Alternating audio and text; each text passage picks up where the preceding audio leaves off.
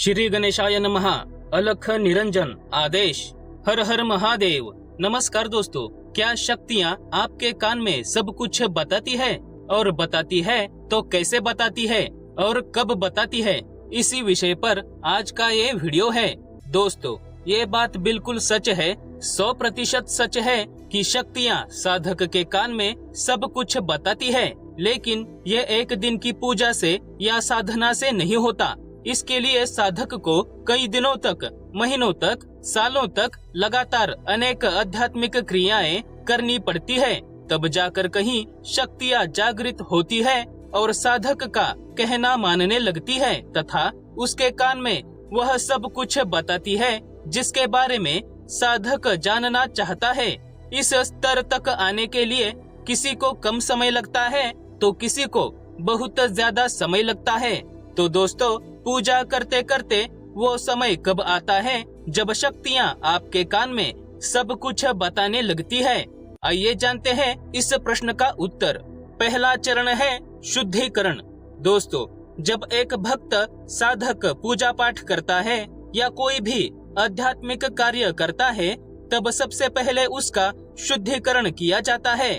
जिस प्रकार मिट्टी में खेल रहे बच्चे को उसकी माँ उठाती है, उसे अच्छे से साबुन से नहलाती है, फिर साफ सुथरे कपड़े पहनाकर उसे कुछ स्वादिष्ट व्यंजन खाने को देती है, बिल्कुल उसी प्रकार इस कलयुग में हर एक इंसान कुछ अंश तक नकारात्मक, अशुद्ध, अपवित्र बन गया है।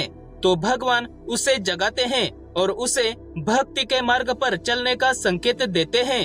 जब वह भक्त भक्ति के मार्ग पर चलता है तो सबसे पहले उसका शुद्धिकरण किया जाता है। उसके अंदर की नकारात्मकता नष्ट की जाती है, उसका मन शुद्ध एवं पवित्र किया जाता है।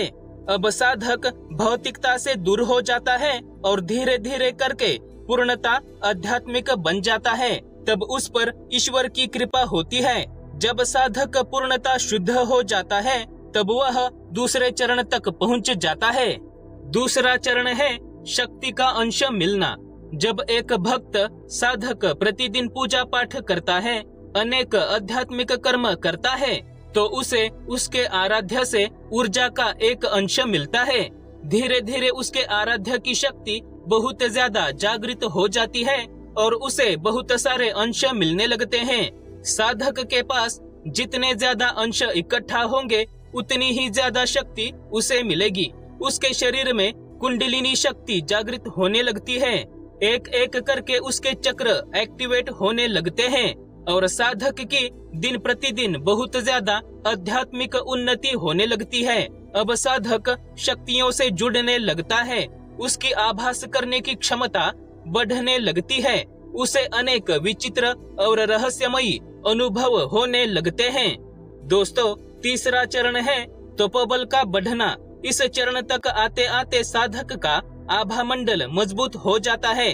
उसकी भक्ति से इतनी ज्यादा ऊर्जा निर्माण होने लगती है कि साधक के शरीर के आसपास एक रक्षा कवच बन जाता है, जिसे कोई भी नकारात्मक शक्ति आसानी से भेद नहीं पाती। जब वह साधक पूजा पाठ करता है तब उसका शरीर गर्म हो जाता है।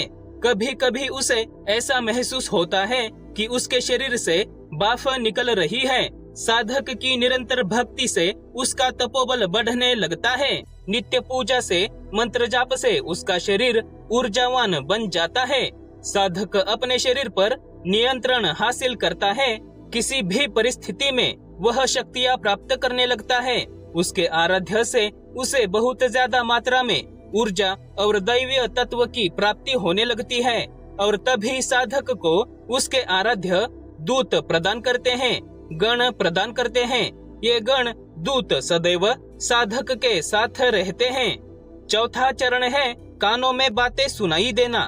दोस्तों, साधक को जब दूत गण मिलते हैं तब वे निरंतर साधक का मार्गदर्शन करते हैं। शुरुआत में वे सांकेतिक भाषा में साधक से बातें करते हैं। धीरे धीरे साधक की जागृति और ज्यादा बढ़ने लगती है, उसका तपोबल और बढ़ने लगता है, तो गण दूत साधक के कान में एक आध शब्द बोलने लगते हैं, लेकिन वह शब्द साधक के प्रश्न का उत्तर होता है। इसके बाद दूत गण साधक के कान में पूरा वाक्य बोलने लगते हैं और ऐसे ही करके धीरे धीरे दूत गण साधक के कान में वह सब कुछ बताते हैं जिसके बारे में साधक जानना चाहता है। साधक को उसके सारे प्रश्नों के उत्तर कान में ही मिलने लगते हैं। लेकिन दोस्तों, इस चरण तक आने के लिए साधक को अनेक साधनाएं करनी पड़ती है, छोटी मोटी तपस्या भी करनी पड़ती है। प्रतिदिन की पूजा पाठ, पारायण, नाम जाप, मंत्र जाप, हवन, व्रत, रुद्राभिषेक, गुरु सेवा, इष्ट को भोग लगाना, ऐसे अनेक कर्म करके साधक अपने आराध्य को प्रसन्न कर पाता है। तब जाके कहीं साधक के कान में उसके प्रश्नों के उत्तर मिलने लगते हैं। कुछ लोगों को कम से कम मेहनत में और कम से कम समय में उनके कानों में उत्तर मिलने लगते हैं, लेकिन इसके पीछे उनके पूर्व जन्मों के अनगिनत पुण्य या भक्ति हो सकती है, या फिर उनके गुरु या पूर्वजों की भक्ति भी हो सकती है, जिसके चलते साधक को कम कष्टों में अधिक शक्ति मिल रही हो। तो दोस्तों, आशा है कि आपको ये जानकारी पसंद आई होगी। वीडियो को लाइक करें और ज्यादा से ज्यादा शेयर करें। महादेव दर्शन चैनल को सब्सक्राइब करके बेल आइकन को ऑन करें।